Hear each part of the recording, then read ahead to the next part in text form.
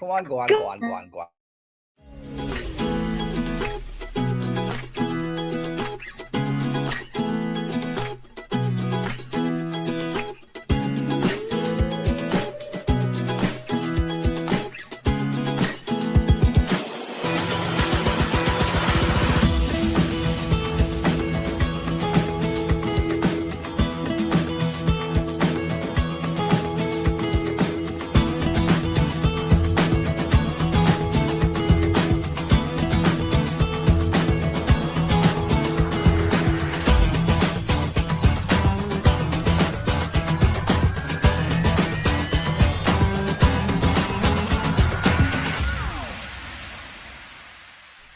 This is Björn Lundberg.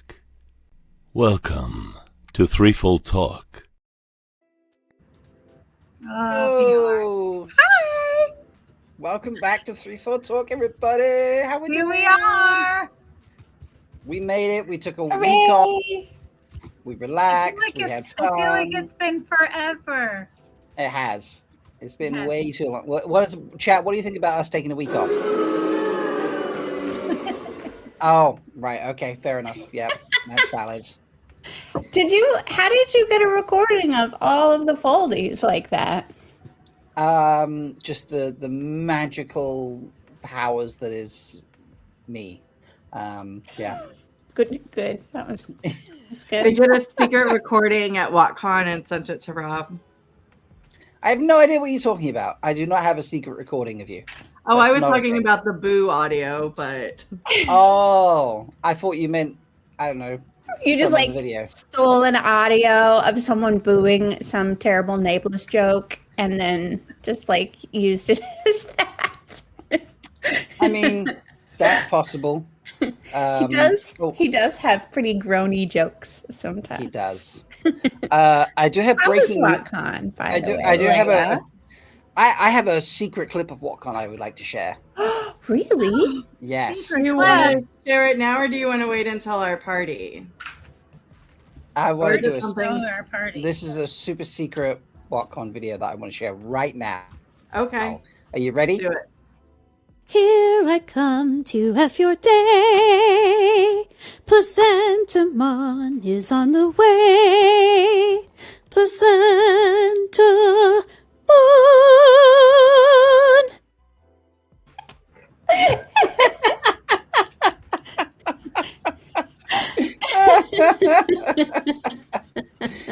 There is your WatCon sneak peek, everybody. So, So you took Placentamon to WatCon, I see. Placentamon was taking Or WatCon. did Yes. Spuds take that? Spuds brought almost all of his art to WatCon to show he had prints that people could take, but then I also got the originals of Charts! the charts. The original charts. Oh my god. That's so cool. And then I also, because I just couldn't help it, I can't wait to get this framed. I got that one as well.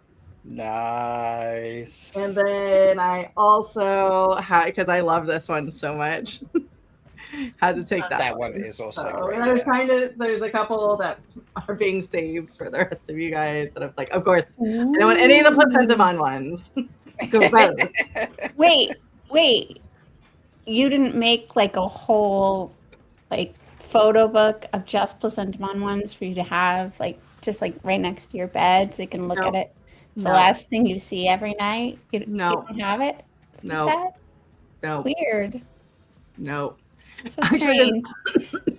It was really funny because I was handing out our ribbons and the people who had no idea what was going on, I was like, just trust me, it's inside joke. Talk to somebody who's watching Threefold Talk. They're like, okay. But then the people who knew, all the foldies, were like, oh my God, what, they made you do this? Yes, we forced her to do it. Yeah. We did Yeah. indeed. Yes, We did. the worst.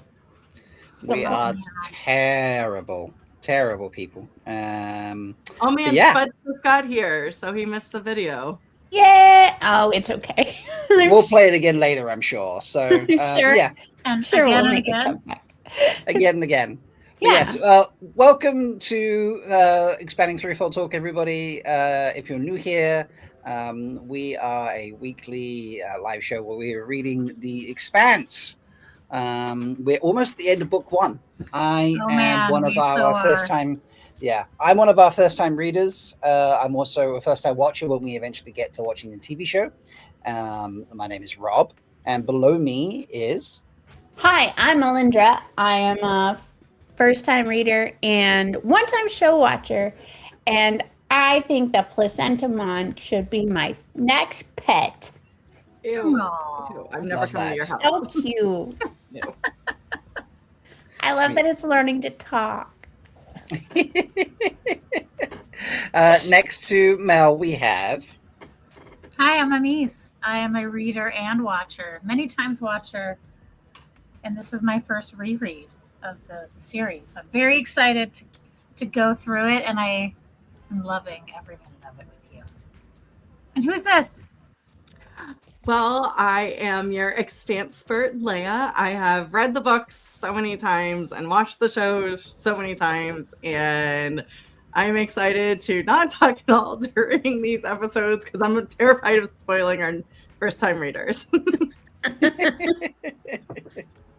And she's got con throat right now. Con throat. You got to be very gentle with your throat today. Mm-hmm. Yes. When is PlacenterCon? Oh my god.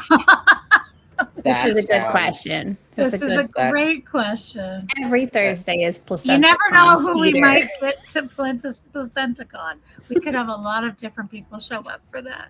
Yeah. We could. Oh, yeah, no. that could be a Just thing. be, it would just be the most supportive lifeline of a con ever. It's true.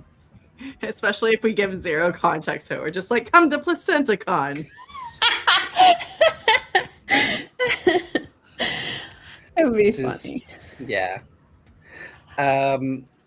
Let's talk Daily Vale because there's a little bit, and then we will get into our discussion for the chapters that you've all waited 2 weeks to talk about. So 3 good of on them, you. though. 3. 3 chapters. I had Yeah. to read like 1.5 chapters a week. It was so much reading. Way too much reading. I'm so Way sorry too I much did that to you. And still no new. No, we'll get into that when Mike and Kate take it away.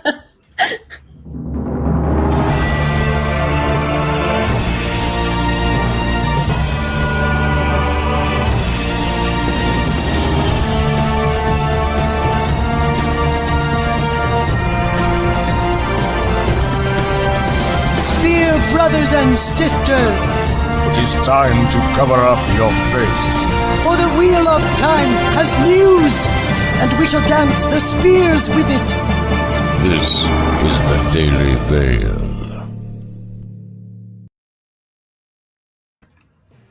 All right. So we do have quite a bit of Daily Veil today, so we'll try to power through it because it's not like we talk a lot anyways. No, never. Tiberian Tavern has been working on a secret project for a while, which he released today, which is amazing. It's basically the Wheel of Time TV guide. I don't even know how to say that. It looks What cool. TV guide? What TV? There's only one T. I don't. So, Anyways, it's a what TV? What it do? I don't know. Wa TV. What TV? Yeah, the What TV guide. What TV guide. So he has taken basically as many content creators that he could think of and posted basically how to get a hold of them, how long it's been since they posted, what the type of content that they have. You can sort it by creators, compendium, peddler's pack, calendar, YouTube, podcast, news, Reddit. And the latest drop, if you notice the one at the top. It's us! It's us! Look at us! Yeah. It's very cool. I think this is just such a sweet labor of love, just a gift to all of us because there's nothing we like more than charts. Yes. And it's just the bestest charts. Get to see all our friends on one screen. Yeah. I haven't gone through and verified the details for Threefold or the YouTube channel, or the Three Wheeling podcast yet, but I will do. Although I had a brief look and they seem to be accurate so far. So Yeah, it looks good. Yeah. Yeah. I looked at it earlier today. So if Nice. you are a content creator and A, you're on here, B, he happened to miss you, he does have a Word doc that you can fill out because he is trying to create like an algorithm on how to like that pulls in your drops. So he created this basically all on his own. So now he's asking for our help. So you could just DM him. If you don't have his contact information, you can reach out to us and we'll get that information to you. But yeah, so it's a great, amazing start and can't wait to check this obsessively. Ramen rattle for Tavern. Yay, Tavern! You know, I have long dreamt of a Discord that just has every single thing on it like this because, no offense, everybody, I don't like getting notifications 15 times in 15 separate Discords for the same thing. It's one of my pet peeves. Yeah. But that's how it works because like, you have to post your link in all the Discords. I just want one that is this, that just notifies me one time that somebody's coming on soon or that, you know, whatever it is. And that's kind of what this is. So I don't have to use Discord for it. So I can use this. Very cool. Yeah. Now you have a website instead. Great stuff. It's awesome. Yeah. It's perfect. All right. Next up. So it's been a while since we've had a call to arms for the hashtag Save What.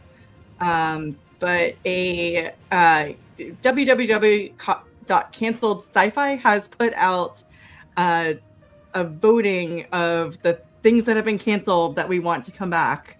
And Watt series, of course, did the research and found that Wheel of Time is in 5th place. How dare it? How? Yeah, That makes no sense. You can go to the Watt series BlueSky, or we'll post it in chat here, and you can go vote and spread the word, reshare their posts so we get the word out to the rest of the Wheel of Time community. That's obviously we need to get that bumped up. I've tried to vote on there and it's kind of clunky. Like it says if you go to this link, if you're a mobile like a user, if you're on your cell phone and you go to it and then it shows you can't vote. And I'm like, wait, I followed. So you have to do it on a. Then I went back and I tried to vote, but I hit vote, but it doesn't do anything. So I'm like, I don't know if it's actually voting. So I haven't tried it on like an actual web browser on a computer, but it's annoying. But we should still vote and try. Do it. So that could be why we only have 85 votes, because it's kind of not great. Maybe. We have millions of votes in our heart. I'm trying on a laptop right now. Do it. Let me actually select it.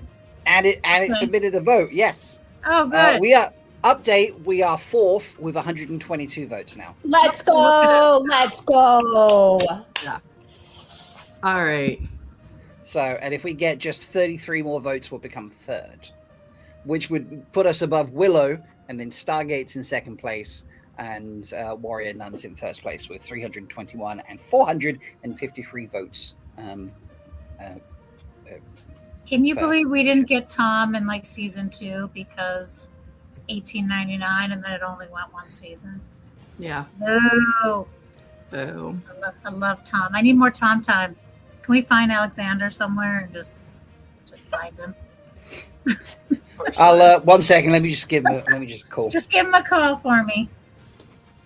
Yeah, Alex. Yeah, we need more. Yeah, okay. He says sorry. But he'll try. Next time in Denmark, I'll look him up. There we go. All right, Leigh-A, what else we got? All right. So those of us who are in our WattCon blues, we miss all of our friends, or you had the FOMO, there's some good news. So in addition to MalkieriCon coming up at the beginning of September, if you can't travel over to Prague, the Black Tower is hosting their annual event, and tickets are officially on sale for that. It's going to be in St. Augustine, though I don't know how well you guys can see the background of their website, but that's an actual picture of downtown Old Town St. Augustine.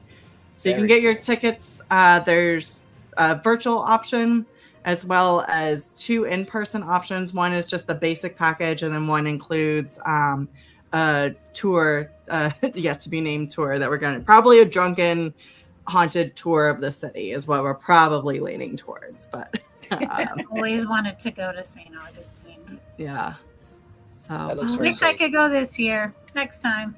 yeah, next time. Anyway, so those are on sale.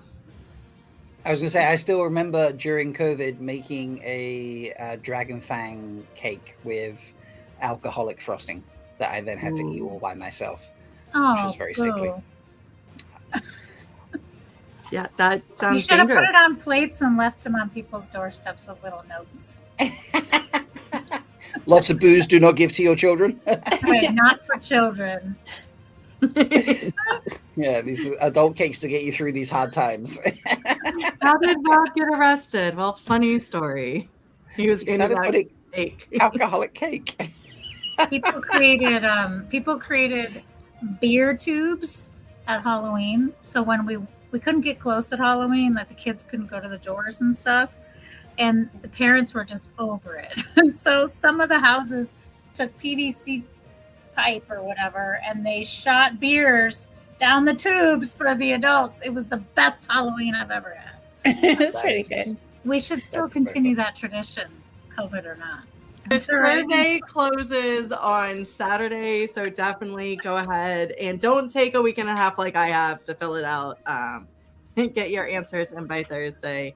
And then the last announcement, this is going to be a little hard to see, but if you look down the bottom here where I posted, this is from the Living Stands Discord channel.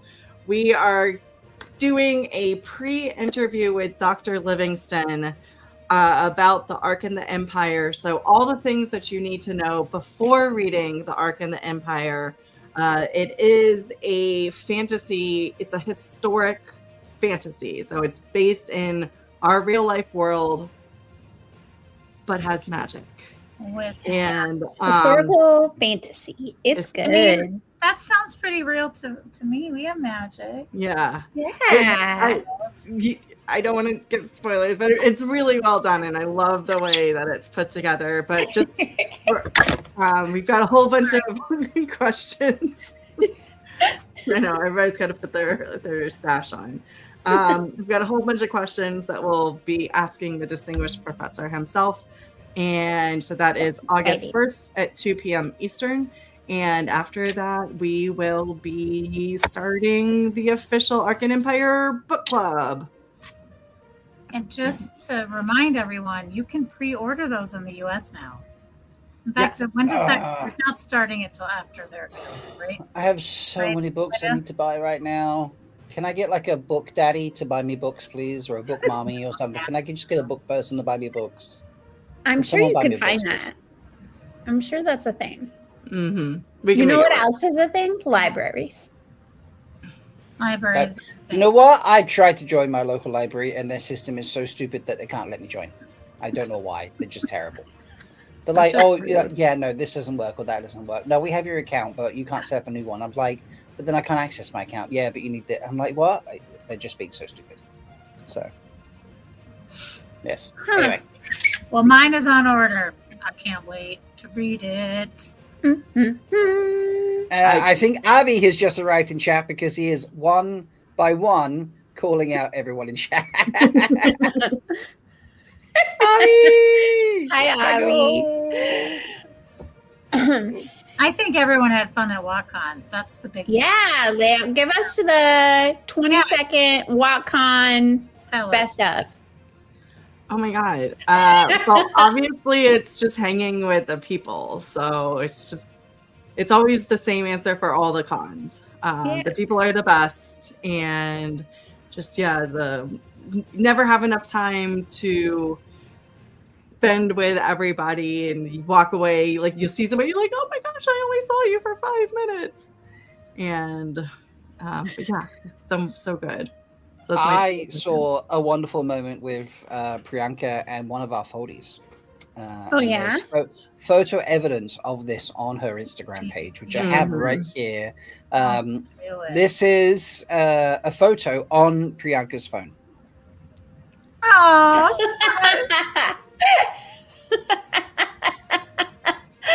Spuds! That's amazing. So, if you remember the Spuds page from the calendar, you will notice when you compare it to this one. Let me find the Spuds page, because I happen to have the calendar very in front of me. last one, I think. Okay. If you compare that photo to the one that I've got on screen, you may notice there's a slight difference in the amount of fruit. Yeah. Must be sending her secret messages. With What is different- happening? So Spuds sent me about 7 photos with various levels of fruit in them, from a single piece of fruit right up to a lot of fruit. And I got to choose which one I felt was a good balance for the calendar, because as we got to the upper end of the scale, it was like fruit with a side of spuds rather than spuds with a side of fruit. It's very fruity. I love it. So yeah, but yeah, this is I just love this moment. So It's just gorgeous. I love She was it. amazing. I like her so I mean, that is just Priyanka is just amazing. So yeah, that makes sense. She's great. So I'm glad you had fun. I'm sorry I couldn't be there, folks. So yeah. Next Did year. they announce at the end, Leigh-A, if they're like next year's dates? Or Yes. that's And I the believe 9th. tickets are already on sale as well. Yeah. Tickets are on sale. It's the 9th to the 11th of July. 9th through the 11th. Yeah. Yes. So that's it. Right. Is it time to talk It's about time. the book? It's time. All right. It's time. Let's talk about some Leviathans. I think let's talk Waking. about sex, baby. Might just actually be part of these chapters. You know, Yeah. Let's talk about all the good things and the are we going to find out what the Leviathan is? Oh, that's just Holden's dick.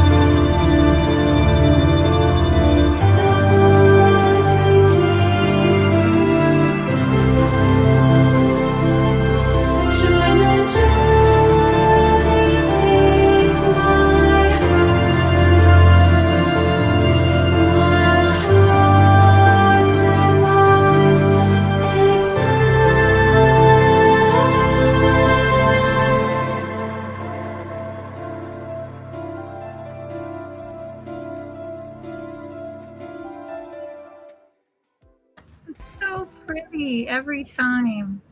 It is very, very pretty. What a beautiful transition, eh? Yes. So well good. done. That was maybe your best ever. Thank you. Before we actually talk about these chapters, I think we need a recap.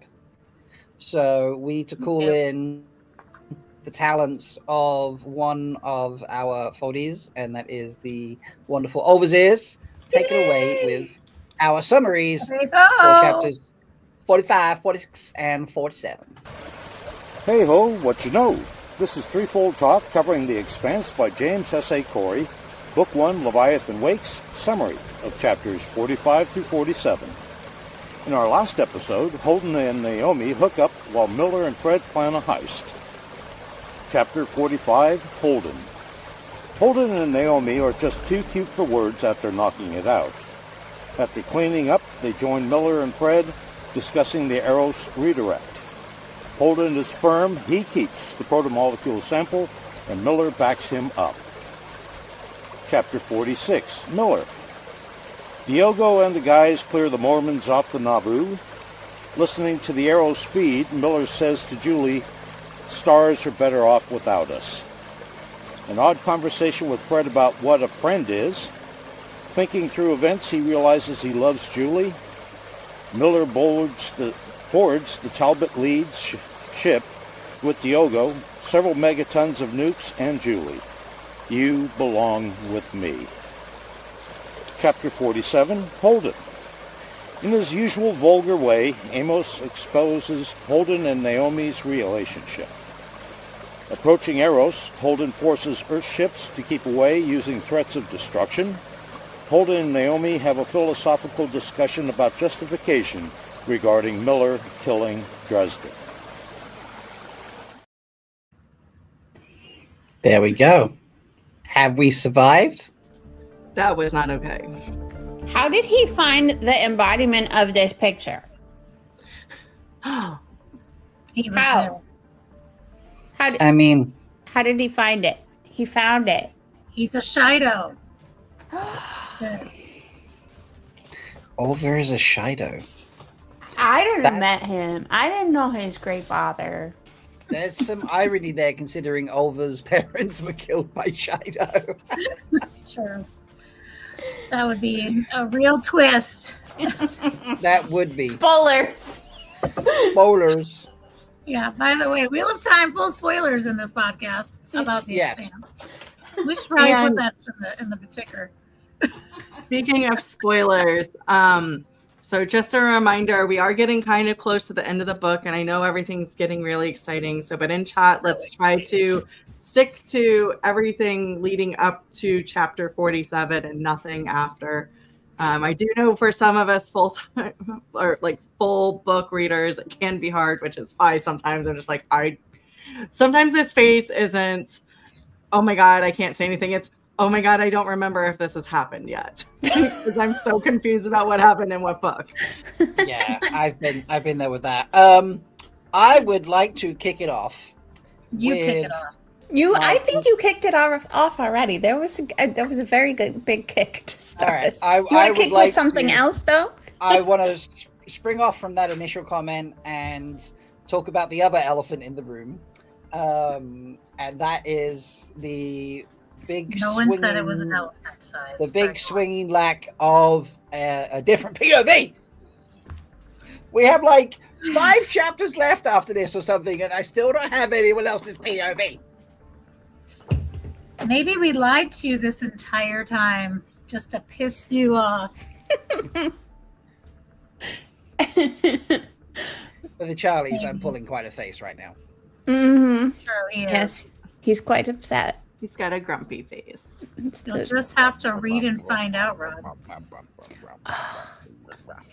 he's Okay, very where do we upset. actually- about this. Where do we actually want to Wait, start? I don't know. We're back to Holden's dick now. I mean, we did already bring it up.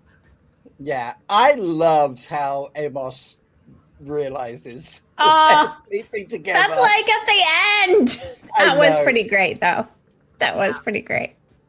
Yeah. I read it with the comedic timing built in to all of that, you know, Mhm. and I just put the book down and laughed for like 5 minutes. So Yeah. yes, that was very well written. I enjoyed that moment. Yeah, it just comes from when you pass the salt, and he's like, "Oh my God, you two are fucking." I'm like, "That's okay." I mean, I literally, I scared a woman on the train. I was on the train to work. Literally after the show, I was finishing off the chapters, and that happened, and I just burst out with laughing in my seat. And then this woman, like in the row of seats opposite, because they do sets of chairs that face each other.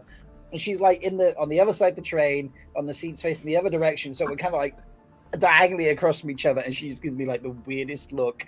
And she's like, she's reading her own book as well. So I feel like I disturbed her reading a book. You must not be into She's like- comedy reading. Yeah. Just like looked at me like, this guy is disturbing my reading. And he's laughing randomly. And it's 7:20 on a Friday morning. It's too early for this. It's nonsense. too early for your laughter. Yeah. I also feel like any book reader who does public transport has been there at some point Mhm. where like somebody's just reading a book and they like bust out laughing. You're just like, at least it's better than when you're listening to something and you like do that and all of a sudden you're just like Yeah. and Yeah. and Yeah. I don't know. I would never be embarrassed for like enjoying a book that makes you feel something. Oh, right? I wasn't embarrassed. She was clearly the one not enjoying the moment. Anyway, she's probably just reading about Winston Churchill or some shit. maybe too late. She's British. Right. I mean, yeah, that's what we all read. Here's typically, so- Dahmer's biography.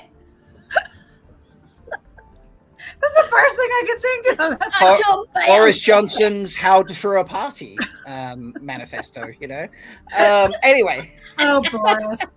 Okay. Do we feel like Holden is a little bit in his fantastical world here? Just like, I'm in that zone where I live to serve her, and it just feels so right. And I'm like, oh my God, slow your roll, Holden. He did jump. He did jump into that real quick, but do I think that's unrealistic for someone who's been like pining over her for a long time and knowing her for such a long time and that sort of thing? I don't necessarily think the way he reacted was unrealistic, because it wasn't like it was.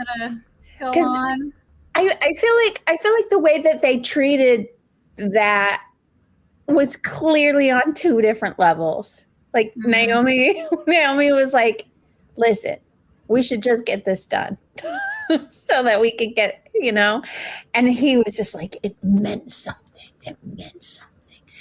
And she's being all practical about it and laying out like, here's this, here's this, here's this. These are my conditions. What do you think? I'm going back to sleep.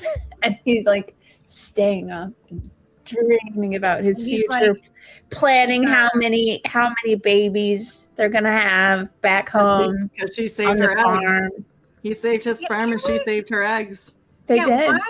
We are having a lot of conversations about eggs. What do you think that means for this story long term? Like so many, it was like 3 or 4 mentions of frozen eggs this book. Yeah. Like, do we think like there's going to be babies in the storyline at some point? Do you think the placentamon is going to rob the egg banks? I don't know. I kind of feel like it's common. Thank you.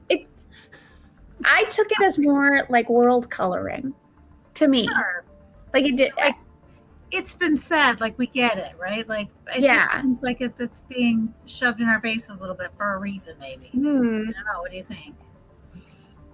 In a solar system of overpopulation, it seems like it's mentioned a lot, Well, like also where you've got massive incentives, financially speaking, to have like 0.1 of a child.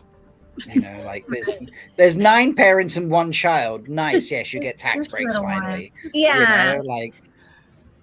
I guess it's more to me. I took it more as like just like that it's so normal part of their lives because they're in space and they're exposed to radiation, and there's not an expectation that their eggs are going to survive that. So they take precautions, and they've done the responsible thing by preserving their, viability, in places like it. To me, it feels more just like another idiosyncrasy of being a space-based population. Yeah. I don't know. I didn't read any more into it, but I'd be very interested in seeing what happens if that does happen, because that could be very complicated. Yeah. I mean, also, like you said, there's tiny little crash couches. Sorry, go on. No, you. Oh my gosh. How does that even work? That would be because like. No, okay, weirdly enough. So I'm listening. I have finally side tangent here for a second, but it is relevant, folks. So I've been meaning to read. I like Andy Weir's Martian and Project Hail Mary, and I'm like, I didn't realize he wrote a book in the middle, which is called Artemis. I have that too. I haven't read it either. well, I was like, I'll get round to it at some point and buy that book. And then I realized I had 2 Audible credits I hadn't used as I was clearing through subscriptions. Like, I'm spending too much money on things. Like, so I got rid of so many different things. It was stupid. I got rid of like music services, everything. I was like, screw it, it's all going. And I realized I had 2 Audible credits. So I was like, okay, I'll use them. And I got Artemis. I was like, yeah, I'll listen to it. And if I can't, because I typically can't listen to an audiobook that I haven't read, because I start like just not paying attention properly, and then I'm like, wait, where am I? What's going on? Not happening with Artemis. Something about the woman who's narrating it, and I'm like, oh, I'm actually really listening to the story and enjoying it. So this is great. Oh, and good. there is a point in there where they discuss about because Artemis is based about a moon base basically, and this whole snafu of situations that goes on there, and they talk about there's a minimum age requirement to go and live, to emigrate to Artemis. You can't move there before a certain age, and our main character moved there when she was 6 because that was the minimum age, and now it's 10. And if you become pregnant on Artemis, you have to leave and go back to Earth because you can't gestate and have a baby on Artemis because of the lower gravity. So now obviously that's not based as far ahead as the Expanse is, but maybe that's the other reason. It's very factual, maybe it's like, well, you're all living in space and this and the other, so you just freeze your eggs and put them to one side and your sperm and all that sort of stuff, and then you just don't have babies, and then when you want to have kids, you don't have to worry about has my body been affected by all this time in space or something like that, or the radiation possibilities and the other. And then so they're trying not to breed belters. That's maybe where this is going. That's maybe what it is, right? This is what Amis has asked a question for. They're trying to not breed belters. That's what it is. Yes, good question. In art, because listen, my trust in the space people's ability to discern what does and does not work for female anatomy is very low. It's very, very low. They wanted to send Sally Ride into space with 100,000 tampons or something because they had no understanding of how many she would need. So my so whether I believe that you can't gestate on the moon in a moon base thing is I don't necessarily believe that, but I mean there could be or maybe they just don't want to risk it. Anyway. Yeah, I think it was the risk. I can't remember exactly that point, but I think it was about the risk of, the baby developing properly. So they just completely, you're pregnant? Okay, we'll eliminate that risk. You go back to Earth. But anyway, back to Holden and Naomi. Back to them. I was kind of, maybe it's because I've been reading too much Kit Rocca on the side, but I was kind of bored by the way that all happened. The fade to black was so extreme. We get nothing. We get no satisfaction. Just give us a little bit of something. Nothing. I was annoyed by that.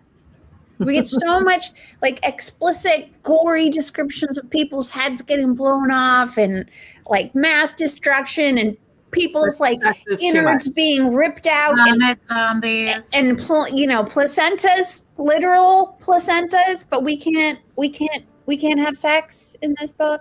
Why? Yeah, we can't hear about Holden's big swinging dick and I mean, that's why they don't talk about it. Naomi's amazing. Well, yeah, because it's the guy's basically a tripod because he's so short. So How do you think they even fit together? She's so tall. He's look, Breeze in chat, by the way, and apologizing for not for subjecting you to too much detail compared to the Expanse. I've been dipping into many Kit Rocca worlds to try them out. What I find. I've been trying a bunch of different of the worlds because I hadn't read much of them before. So good. But James S.A. Corey, subpar on the sex writing is what we're... Well, better to not have it than to write it badly. So can we just say that? I guess that, They would be like, we just don't want to go there because we may not do it well. I'm just annoyed that we got none of it. Well, this is just book one. If they keep this contract of Naomi's, like if Jim can keep it in his pants or not keep it in his pants correctly, it might go on. Or he could totally fuck it up because he's being Mr. Fantasyland about it. He'll fuck it up. Absolutely. You can write it down as a prediction. Like, I don't even, I'll fucking dagger out real quick. Dagger of prediction. Holden's going to fuck it up. Holden's going to fuck it up. Holden's going to fuck it up. Okay. Yes. He's going to fuck it up in the wrong way. Maybe in next chapter we'll see some sex on the page. He's not going to fuck it up the right way. Like, he's going to fuck it up in the wrong way. So. Okay. Right. Now the sex talk has been established. Yes. And that's obviously we've gone to the end of the trio chapters. Was there anything else? In the first chapter or just in the sex talk? Well, we can carry on with the sex talk. Oh yeah, more things happen than just sex in that chapter, right? That's true. But we do love Amos's response for sure. Yes, but that was in 47. It was, but it was so cute. It was very funny. Should we go back to 45? I read these chapters 2 weeks ago, and then I was too exhausted to refresh them, and I was like, "Oh, Over's recap will do it for me." And then I'm just like, "Oh, I do remember, but I don't remember the details now." So someone's gonna have to like prompt me for my brain to be like, "This is what you read 2 weeks ago, Rob." Sorry, everybody. No, good recap. So, how did you feel about, I guess, my Holden irk of the week is a similar irk from previous weeks.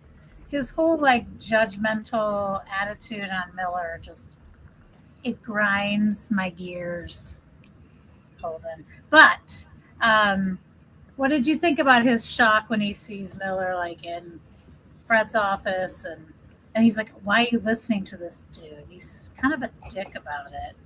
He's swinging his dick everywhere in this chapter, and I don't like it. This is the dick swinging week, everybody, by the way. So he literally said that guy could kill me if he just had the right deal or whatever. Do you think Miller would ever kill him? Do you think Honestly, he would be I think he would. Yeah. If he had the right motivation? Yeah. If he was actually Holden needs to be taken out for the good of the belt, absolutely. Yeah. I think Miller absolutely would do that would push Miller to that decision. If I don't know, Holden tried to send a sample of placentamon to every space station, I think Miller would be like, "You can't do that," and if the only way to stop him would to kill him, he would.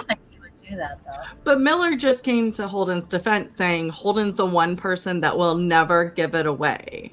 Yes. Holden is so right. Being a true person. I was just trying to give a real wild example. Yeah.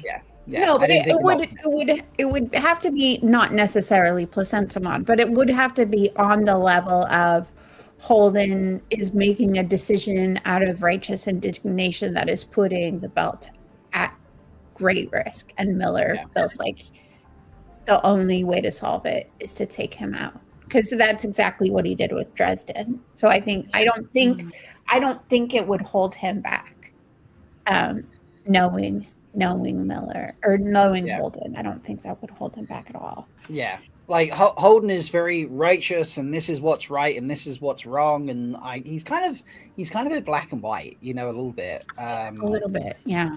Whereas Miller is comfortable in the gray. He is morally very, fluid, and he lives his life in the morally gray part of. Well, and it's interesting because in chapter 47, Naomi actually says the opposite, that Miller is also black and white righteous, but just their starting point or their pivot point is different.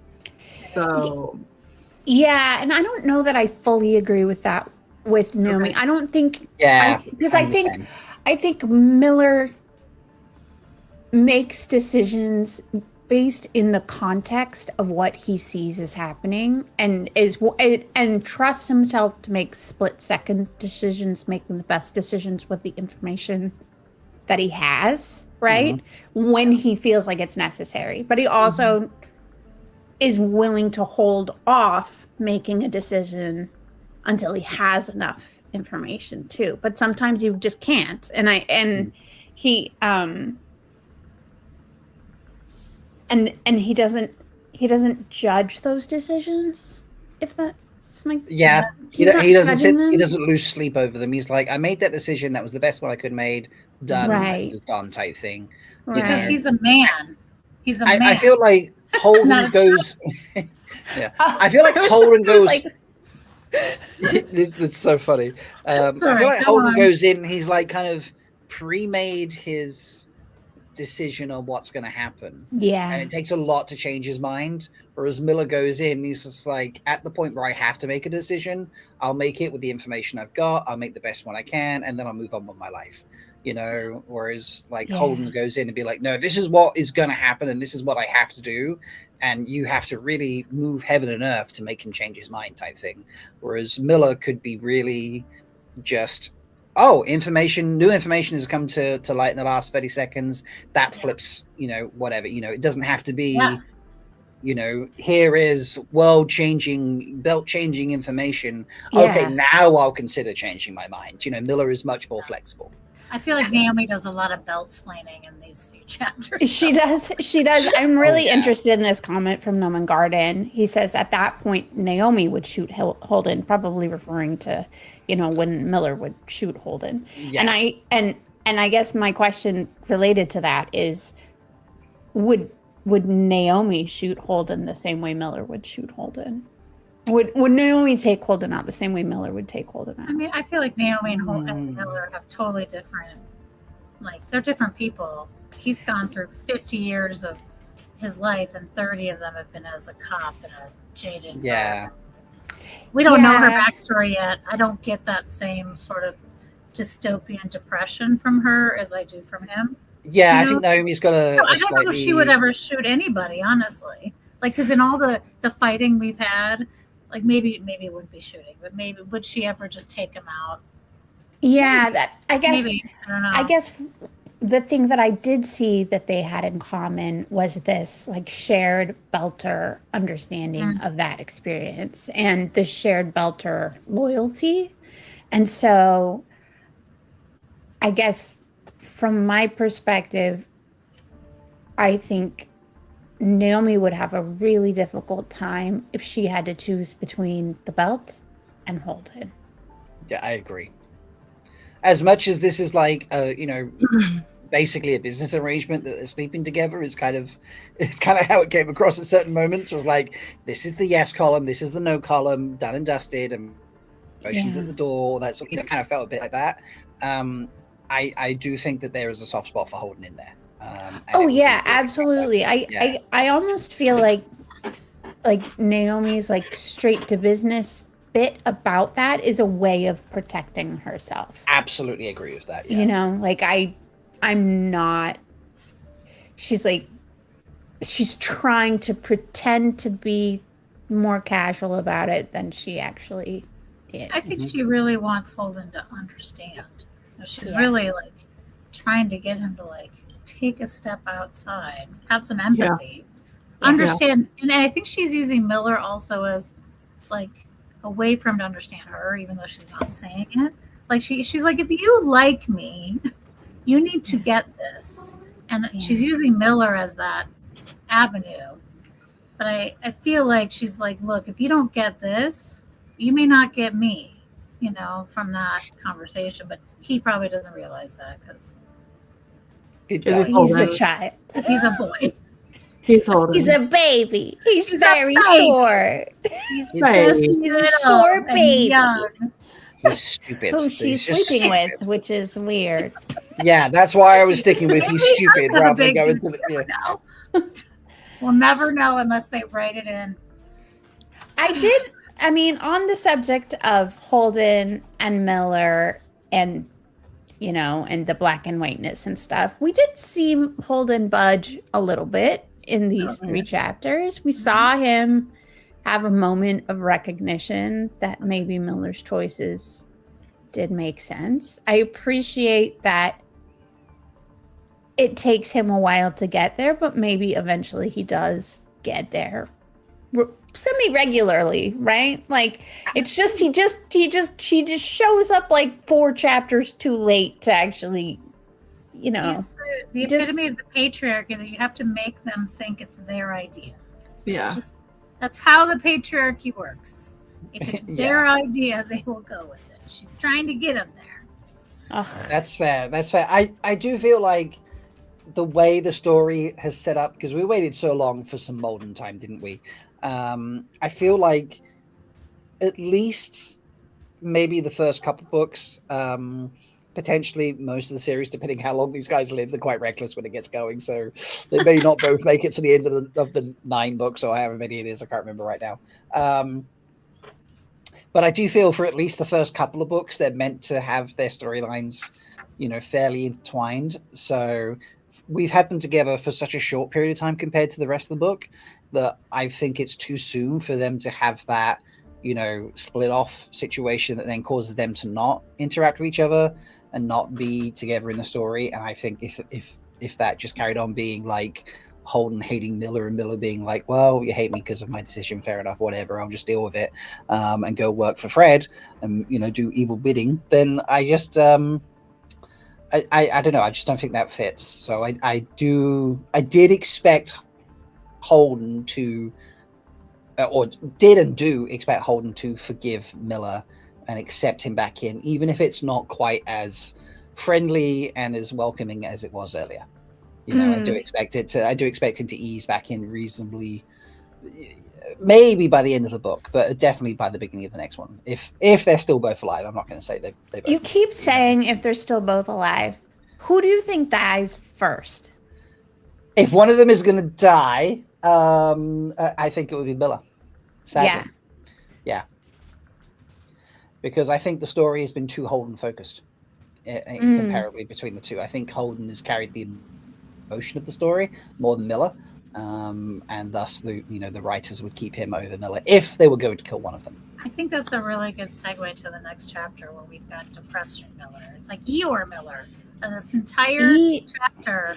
Yeah, Eeyore Miller. He's real. He's so sad. He's real in it. He's in his feels. Yeah.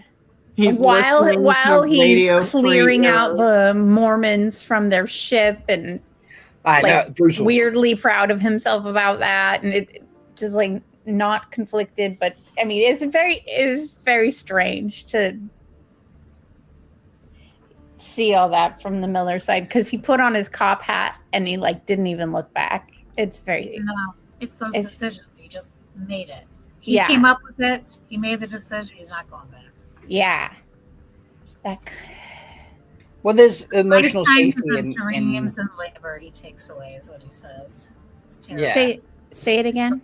Lifetimes of dreams and labor that he is guilty about taking away from the Mormons by taking their ship and ruining years of work and years of dreams that they all had. Right. It's very dark humor. It's very gallows humor, the way he deals with all of that. And then he goes back and listens to the feed again. Why do you think he's listening to the feed? Like, why does he keep listening to Arrows? What is he hoping to find? Do you think he's hoping to find like Julie in there? Julie talking to him? Is that why he keeps listening? I feel like he just wants to be reminded how fucked up that is, so he can, condone maybe his actions or everyone's actions on what's happening, because like it's so messed up, and it's also like it just becomes noise, right, at that point. But like to me, I don't know, it seems like I'm just going to listen to this and zone out and realize how messed up this world is. Yeah, but it's like it's almost like, to me, it's very strange audiobook to listen to before you go to bed. Sure. It's very it's like, he also has an imaginary Julie, so I mean like who he's talking to in front of people now. Yep. Yeah, there is a slight derangement there, isn't it? So yeah. Is he breaking down? Do we think he's like having a breakdown? He's talking to Julie, he's confessing his love for Julie. Or is it, as Heather says, is gallow humors a Miller thing? I mean, gallows humor is definitely a Miller thing. I think he's, if he were him, if he were in Bomb Disposal, for example, he would be the first person to make the joke. This is either the right wire or it's no longer my problem. Like he would be that person. I mean, it's very cop humor. Yeah. I mean, so as for the breaking down thing, I think it was loneliness. When he lost his place on Eros, and Havy had gone, and he was he got fired and all that sort of stuff. What kept him going was chasing after Julie, and then he sort of found like I suppose quote family very quickly in the form of our of Holden and his crew. And then he's been kicked to the curb because Holden's been all holier than thou after his decision, and the crew just followed suit. Even though you can tell they're a little bit like that might have been a bit harsh, boss, but okay, you're in charge. And so he's literally just been like, well, what have I got left? I've got nothing. I'm broke. I'm unemployed. I have no friends. I have no loved ones. Everyone has left me or kicked me to the curb. So I think it was an expression of his loneliness and accompanying sadness. That's what I'm going to say.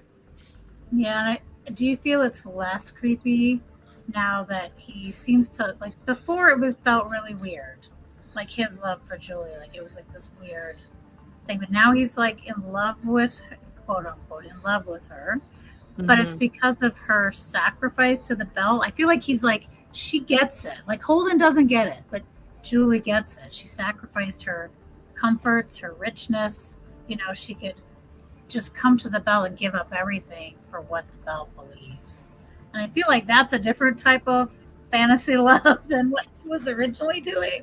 I don't know. Yeah, it's definitely progressed. But Miller being Miller, someone who could do that would be the kind of person that he could love, right? Yeah. Someone who would give up everything for the belt like he has is exactly the kind of person that would make sense. So he's creating his ideal. True. He is. I mean, there's definitely still that's just, there is a creepiness, a weirdness, an oddness to it, whatever phrase you want to use there. I think it's moved on from like an infatuation that was kind of played like if he actually met Julie in person, he thought might become something real and in person, and has now progressed to something a little less obsessive and more just like a component of his personality because he can't actually find love. I don't know. Like initially it felt very like 45-year-old man creeping on a 20-year-old, like infatuation, obsession type thing, and now it feels a little more less like I don't know. It feels like it's progressed from an obsession to something else, and I'm not quite like sure. A coping mechanism, psychosis. Yeah, like it's more of a coping. No, yeah, I said two totally different things. I'm sorry, what did you say, Leigh-A? I said coping mechanism, and you said sexual psychosis or something. Yeah, I said psychosis. Which I don't one, know. Rob? Which one of us is right, Rob? I made a bit of both. I don't know. It feels like now that there is no possibility of having a real in-person relationship with her, he's now like changing his type of love for her, and he's putting her on a pedestal for sure. Yeah, and it's just like there's less obsession about it and more just I can't find the word for it. Adoration, kind of. Help us out. What are we trying to say? So what is Rob trying to say? I wanna add to this Julie thing. That's for the comment section. There we go. Roll as Rob say, but carry on, Mel. Sorry. I had this fleeting thought while I was reading this chapter. Because he keeps listening to Arrows. He keeps going back to that feed. Sorry. Delivery made. Sorry, go on. For those who didn't see it, and for the Charlies. Sorry, Mel. I wasn't trying to disrupt you. The door behind Amise just fractionally opened. Amise put her hand back, and a bottle of wine was just slipped through the door and placed in her hands. That's really wise one. I'm like, that is brilliant. That was so good. I you had guys shine in on. there. Yeah, where's Mike? Can I get that as well, please? My cats don't do that for me. Oh, dear. All right, hold on now. Sorry. No, it's fine. That was a good interlude. Okay, so now that Amis is all liquored up, Mm-hmm. what do you think about if a tiny bit of placentamon Julie, specifically crystallized placentamon Julie fragments, actually like attached itself to Miller when they were on Eros? And there's like a little placentamon infection like in him that's growing and getting worse and worse and worse, and it's like almost like taking over part of his brain.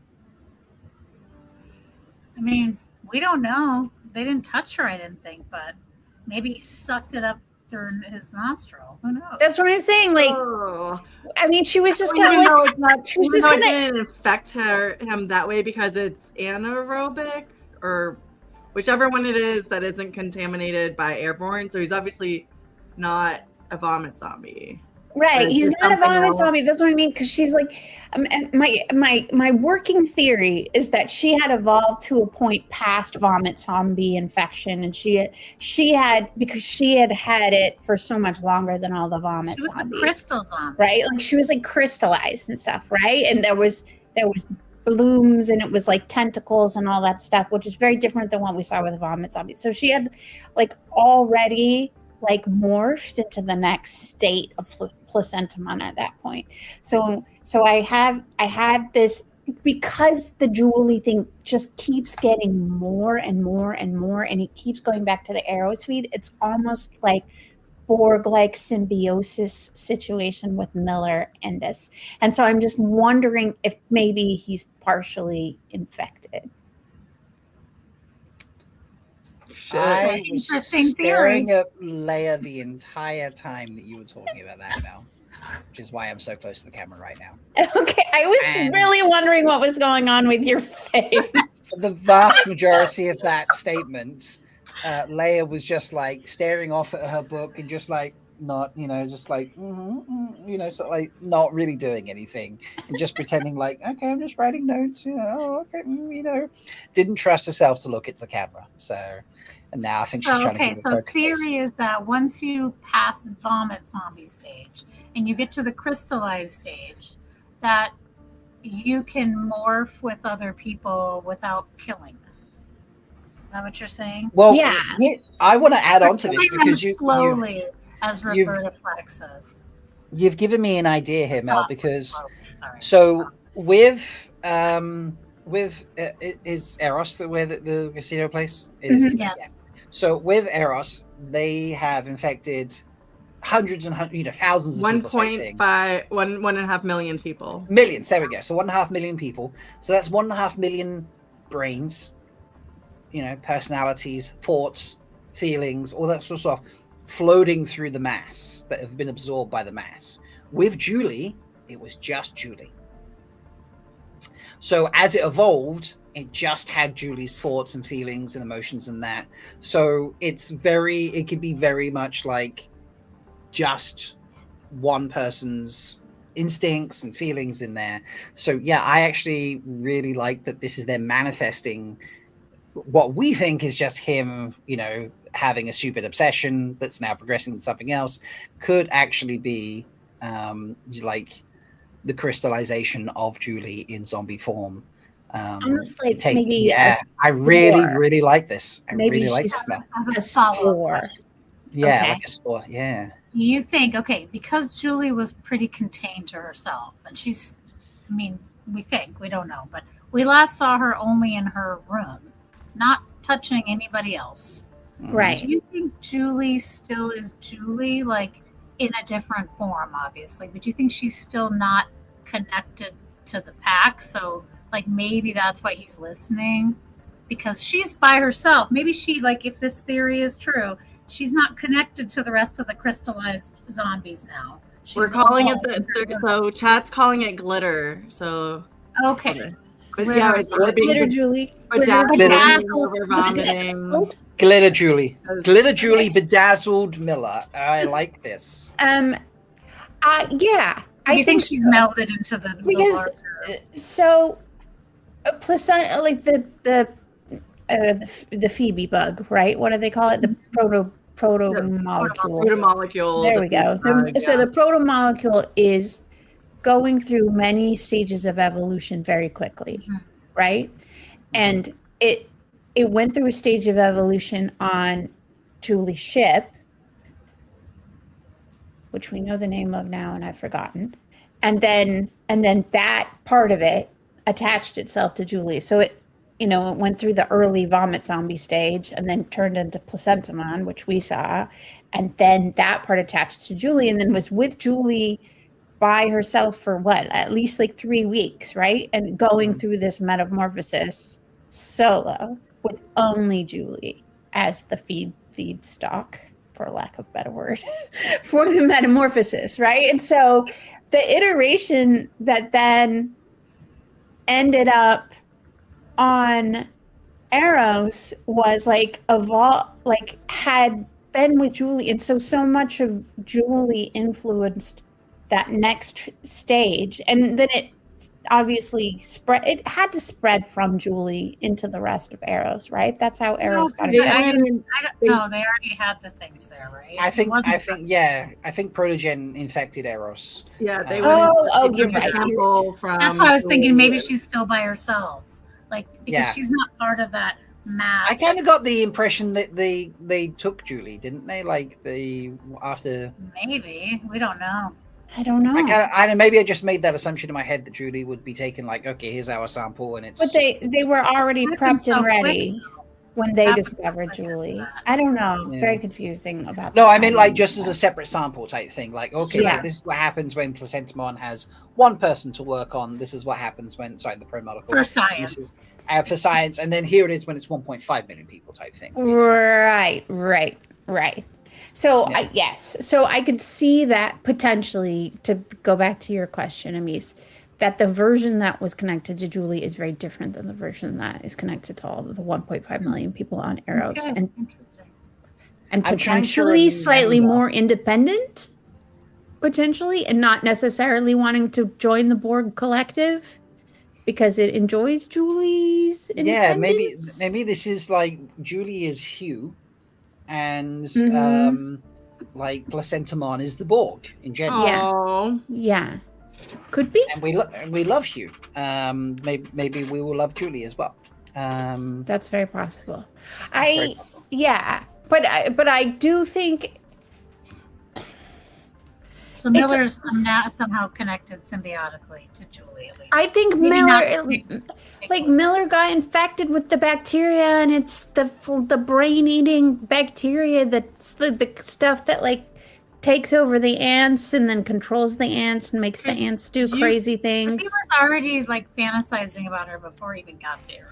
Yes, but it's But that's how they misdirect the reader, because I was clearly going down that path, and now Mel has opened my eyes to this possibility. Well, this reminds me that you guys previously have thought that Holden and Miller have been infected, just not in a detectable way, and that's been driving some of their motivations, and I just don't remember where that was. I think Mel's definitely been the leader of that thought process. Maybe I feel like that's we definitely had that conversation when they got off the ship and were in cancer treatment. Well, and they were heading towards the pirate ship. Well, the pirate ship to get the protomolecule, but then also destroying that ship. And so was that part of, I believe that was some of the I don't know what's happening in chat, but they seem to be having a very good time. They're excited about the glitter fungus and glitter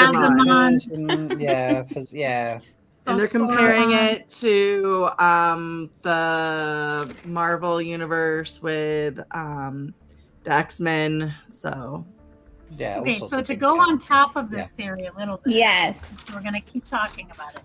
Okay. Do we think that if Miller has a piece of Julie, do we think Holden might also, and 2, that it's feeding on them specifically because now they're doing radiation and chemo treatments all the time for their cancer. Like they're getting lots of cancer treatments. Are they like hosting placentamon, like, but in a healthy way? If there is a healthy way. Maybe the cancer treatments are inhibiting the worst parts of being affected by the protogen. Because they're giving a dose, like a consistent dose every day, so like it can't go above and beyond that. Maybe it's trapped inside and it can't escape their earthly shells. Treatment.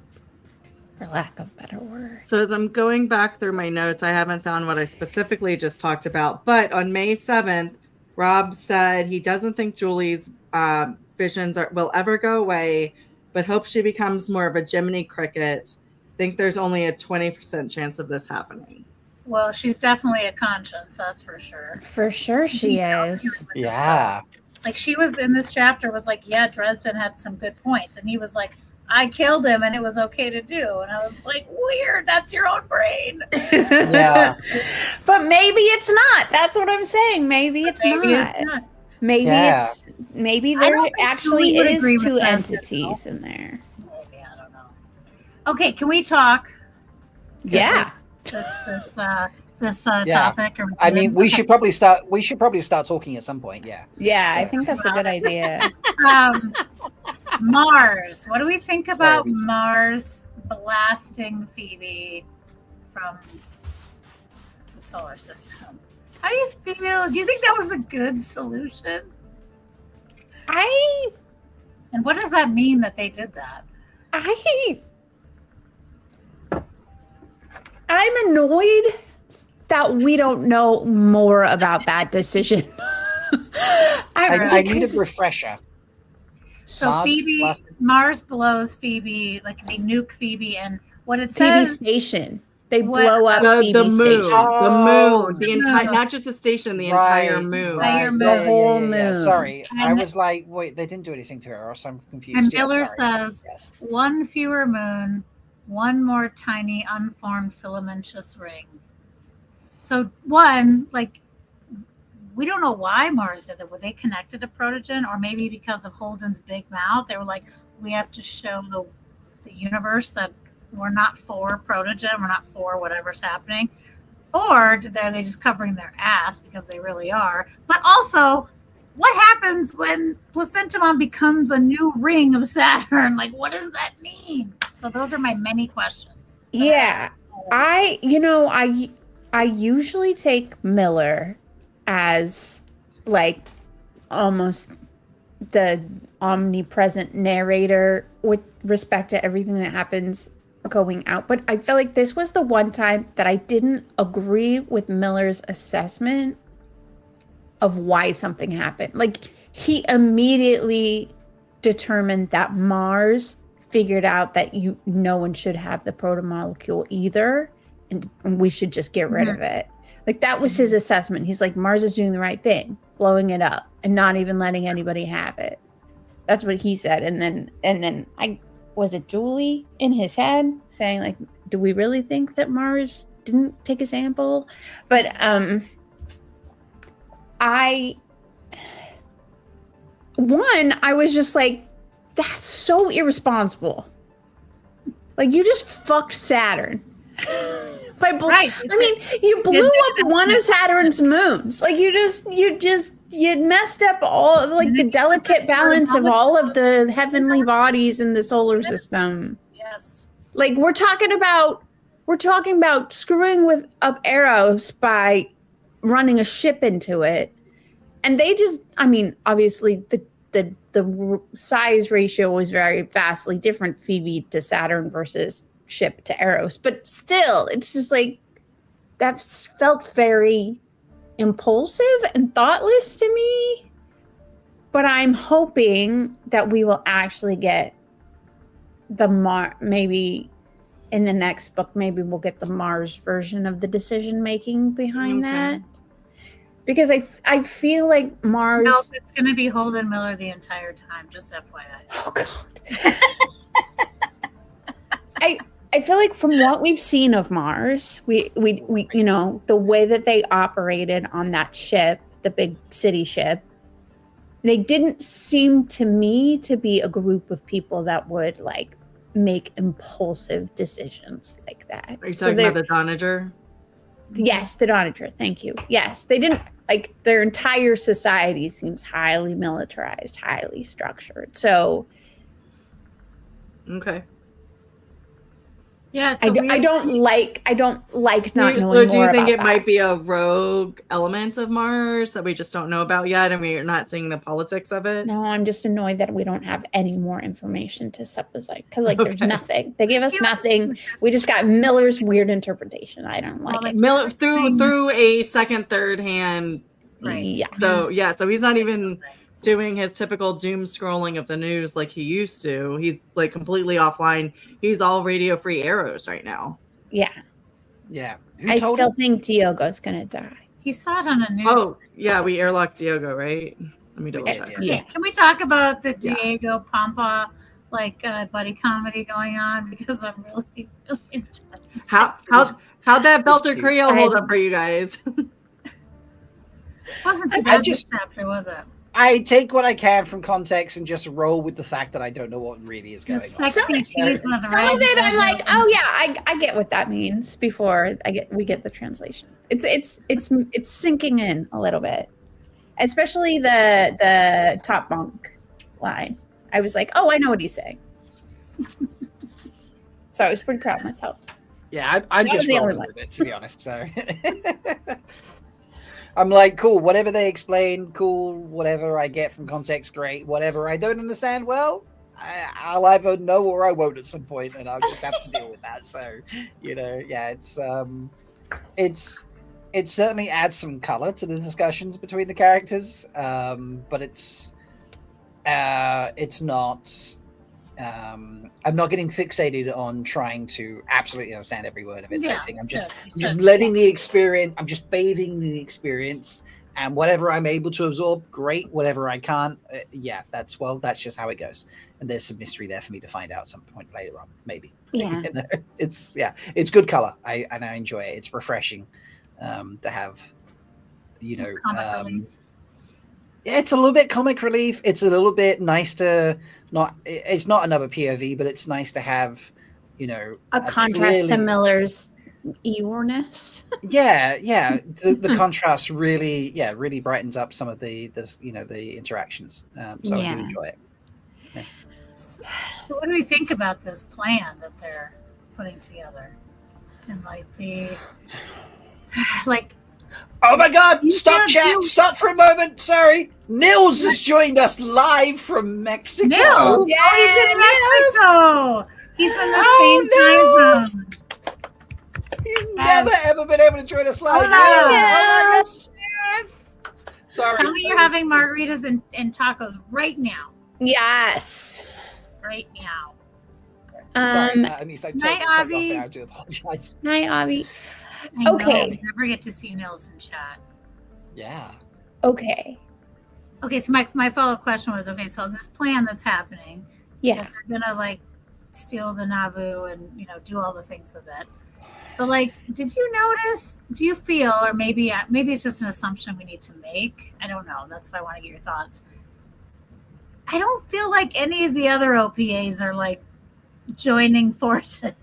I feel like this is Fred and Tycho, and everyone's just doing this stuff, and Miller and Holden and Fred. Where's the pockmark guy? Where's the rest of the OPA? What's happening? That's a good question. That's a good question. So it's Lords either only bring in reinforcements when they need to. Right. You know? It's either he's in charge and he can just do what he wants and he just grabs the people that he needs, right?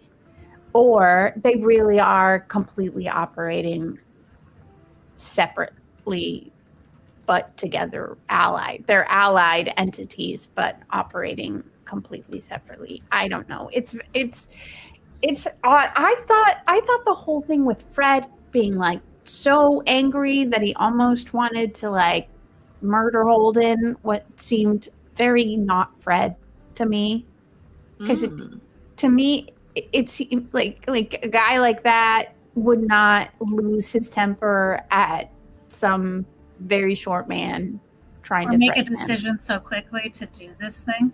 Yeah. I thought that was really quick. Yeah. You mean earlier when they decided to like Do blow the up arrows? That Yeah. actually to me makes sense because the urgency is that if they don't get rid of it, somebody else will do something stupid with Yeah, it. that's true. Right? Yeah. The urgency is there to deal with arrows as quickly as possible. I agree with that. I do find it interesting how casually and easily Fred and the others can just be like, we've been building this generational ship for how many years now? We're just going to renege on that contract and use that as, our And shuffleboard gas the handle. people.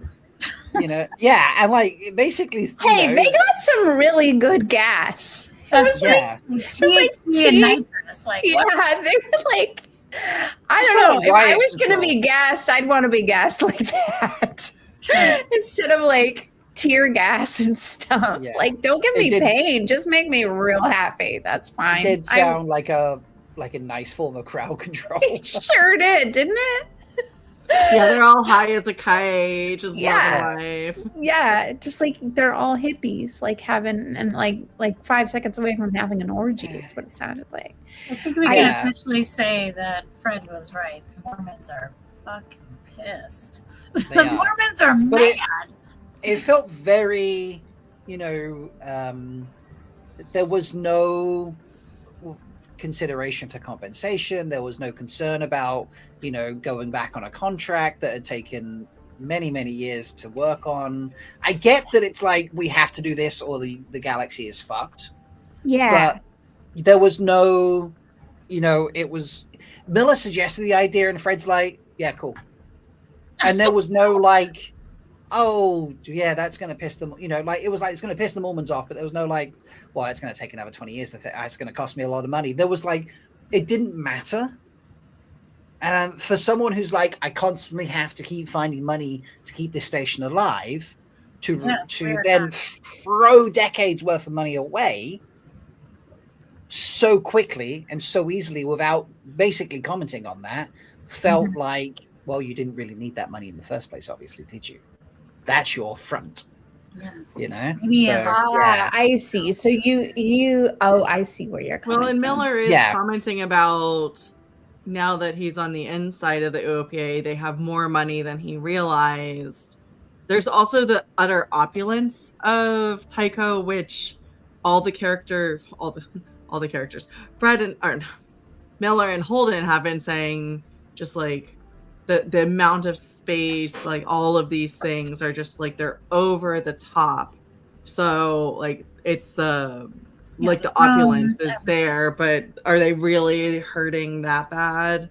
Like I thought it was pretty funny, speaking of opulence and over the top, that like Holden, we get this whole description of Holden having this whole suite of rooms to himself, and he had like a full-on kitchen, and then Miller's like, my room's smaller than it was on the series. And Naomi's was smaller too.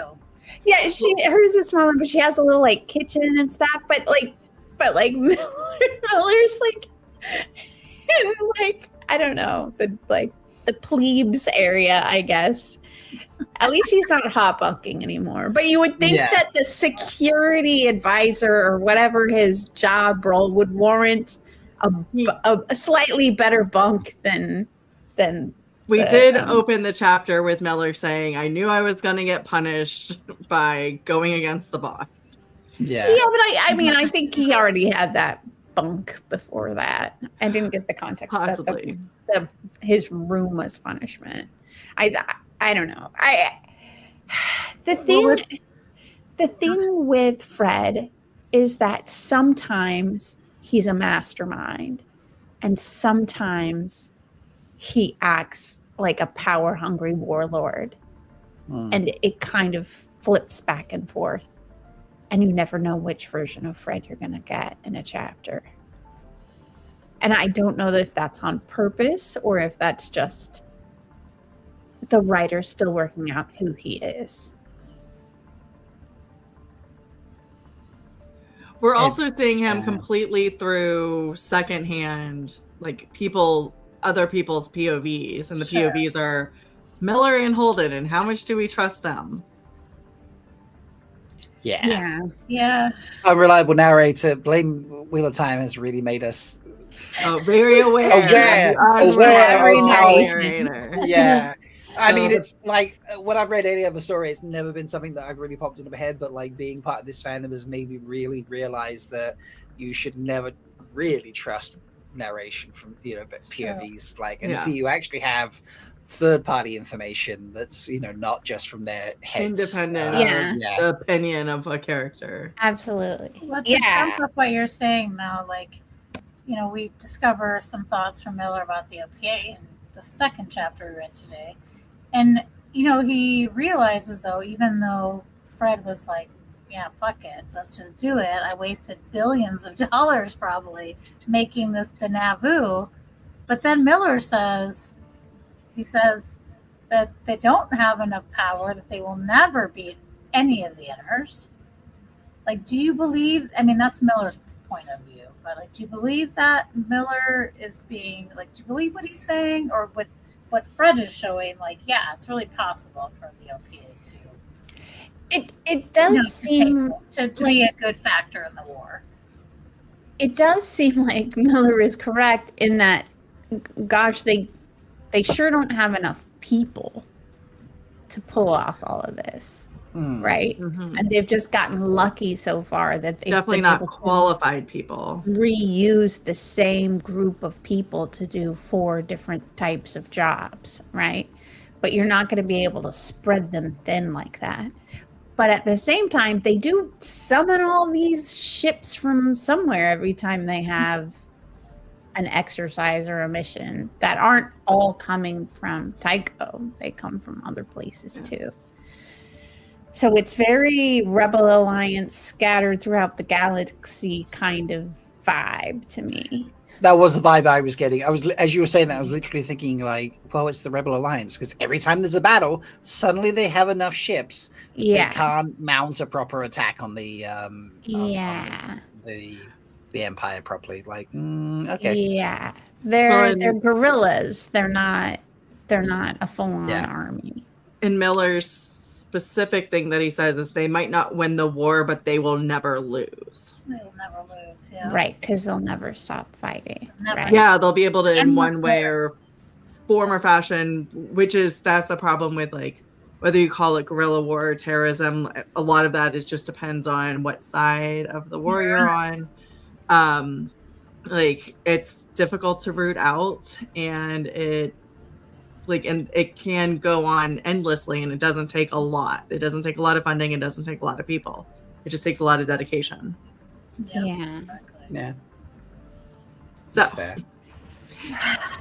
So something less depressing. A society based on doing just what's needed doing. Yeah. I love that quote. Mm-hmm. Yeah. I agree. But you know what's really exciting about our last chapter? Anal laser. Sorry. I did start a comment, so it's not directly what we're talking about. But Umber asked, "Are we talking about Palpa Johnson's anus laser?" And I was like, I didn't even see that in chat. That's going to be useful at some point. That's going to be useful at some point. Yeah. Yep. Look, lasers come in handy for all sorts of different situations, okay?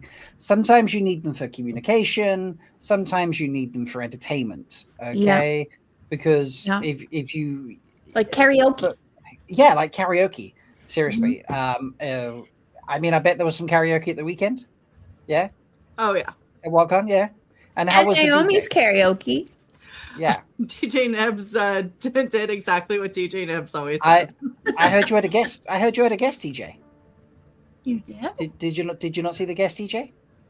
Are you talking about the dance, or are you talking about I don't know what you're talking about. I'm talking about this. Oh my god.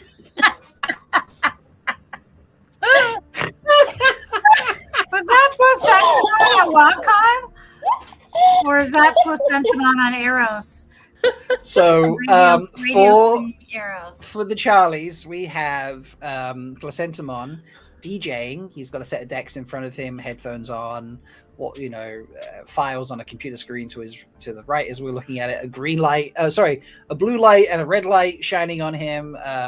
The Spuds monkey is like just peering slightly over the table, and Buttrock is one of the DJ spinning discs. Oh, I didn't see that until you said it. So yeah. Thank you, Spuds, for this last second addition. You sent it to me with just enough time before we started talking about lasers, because I was like, well, there's my in to talk about this. Lasers! Oh. Yes. DJ Placentamon would be so good mixed with Naomi's hard rock. Nameless never looked better. That's so mean. Someone melted DJ Nibbles. Oh no. Oh, we're gonna get in so much trouble. He's gonna be so mad. He doesn't watch this show. Come on. I thought you were being serious talking. I was just like, I yeah, you'd be like, wait, we had a guest so DJ, Rob. What are you talking about? Yeah, sorry. I mean, I didn't go to 100% of the things, so maybe there was something that I didn't hear. I was really stressing out that there was a thing I was supposed to know. It's okay, Leigh-A. You don't have to know everything. No, you but don't. I do. I really do. Did you think Holden was going to stick his communications to the direct communication, the direct anal laser? Or did you think he was going to just broadcast? He has learned. Tight beams. Oh, yeah. So he tight beamed. He only talked to one ship. And on not only that, he also just had a one-on-one conversation. He figured out how to have a one-on-one conversation. He figured out with the button next to the wide beam button. He was still on within his own ship, was on global comms with everybody. So everybody on the roadie heard everything. So it was like a big bulb into the tight beam, right? It was like, yeah. So I will say, just to give my own flavor to this conversation, I loved how the authors had Holden start that whole interaction with an comms the way we'd actually do it on a naval vessel. Spot on. I have zero notes. That was 100% what we were taught to do. And then he goes full Holden on them. He's like, okay, let me tell you what's really you're seeing something weird. And it's just like, okay, so then you lost all comm discipline. He totally gave them what they. He's like, I know what I'm doing when I want. He learned a little bit. He didn't quite learn it all. Mm-hmm. Yeah, not enough for them to start engaging with him. He's like, I'm going to start speaking your language. So he's just trying to buy time, and I think from with the resources that he had at hand, what else could he do? That was a fairly good decision on Holden's part to just. He could have told them what's really happening on Eros if they didn't know, but he didn't tell them anything. He didn't ask them any questions about why they were coming. Oh, he doesn't give a shit. He doesn't give a shit. He's like, you're just not going there. Yeah, because I'm gonna hold in. Which was frankly, the right choice. I'll give him that. Was it? Mark the time. To keep the United Nations Navy away from Eros? Yeah. We got to keep Eros away from everybody. This is species-ending shit that they're dealing with. I kind of agree, yeah. So. Sorry. My bad. So can we talk about the Phantom ship? Because I love that the Phantom is sort of the predecessor for the Rossi or the Tachi, The Corvette. the stealth Corvette. Yeah. I just think it's interesting how Mars probably took those when they all went to Mars to create Mars. That's what they had as inspiration, and then they made the Rossi. Mm-hmm. So inspired by it. I will say that when you have similar class ships, they do tend to have similar traits and do the same things, and even have similar designs.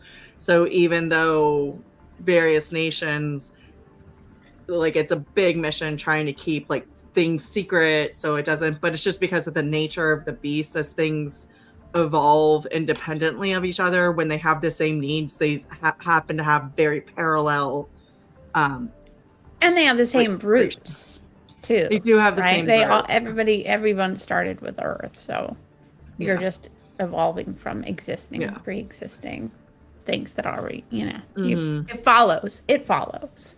It does.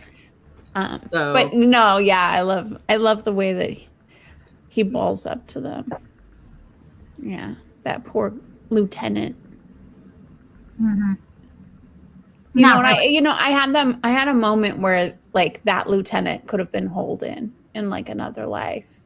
Sure. Oh, right. Interesting. Yeah. If he didn't do whatever he did. Yeah, well, like, he did what he did, and he could have ended up assigned like that instead of completely getting out of the Navy, kicked out, right? Yeah, just being his silly self.